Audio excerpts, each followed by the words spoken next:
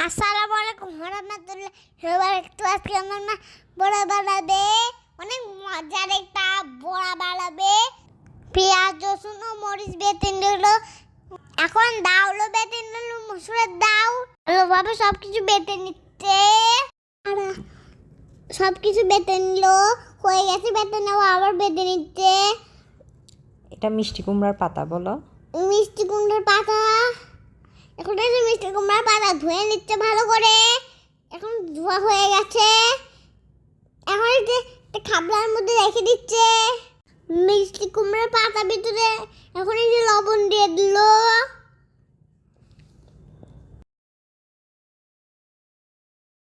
ভালোভাবে নেড়ে চেড়ে নিচ্ছে। চাউল বাটার ভিতরে চাউলের গুঁড়া দিয়ে দিল। এখন এই যে একটুখানি লবণ দিয়ে দিল, হলুদের গুঁড়া মরিচের গুঁড়া দিয়ে দিল, আদা বাটা রসুন বাটা দিয়ে দিল, জিরার গুঁড়া দিয়ে দিল, ধনিয়ার গুঁড়া দিয়ে দিল। ভালোভাবে মেখে নিচ্ছে। এখন যে মাখা শেষ। এখন এই যে ওই মিষ্টি কুমড়া শাকগুলা এখন একটা কিছুর মধ্যে রেখে দিল। এটার নামটা কি জানি? ওই যে ডাউল বাটা এখন মিষ্টি কুমড়া পাতার সাথে এটার নাম কি? Chopping board. চপিং বোর্ডের সাথে নিয়ে নিল। এই চপিং বোর্ড আমার খালা আমার মাকে মজার রান্না করার জন্য কিনে দিচ্ছে। এখন এই যে সব কিছুর সাথে লাগাই নিল একটা পাতার। এখন ডাউল সব লাগাই ডাউল নিল, বাটাটা কুমড়ার পাতার সাথে লাগাই নিছে।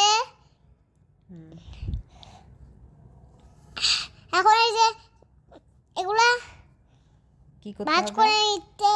হ্যাঁ, তারপরে এখন এই যে কড়াইর ভিতরে তেল দিছিল, সেখানে দিয়ে দিল, দিয়ে কি করতে হবে? দিয়ে ভেজে নিল।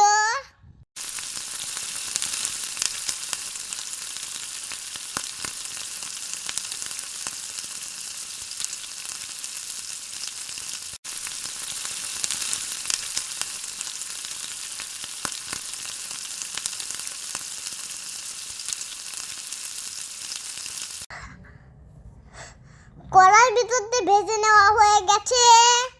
একটু আর খাইতে দিবে।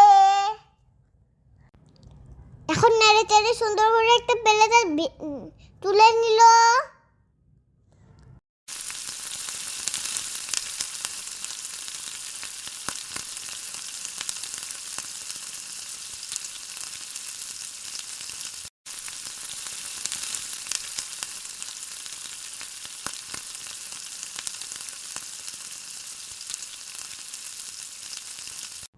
খেতে অনেক মজা হয়েছিল।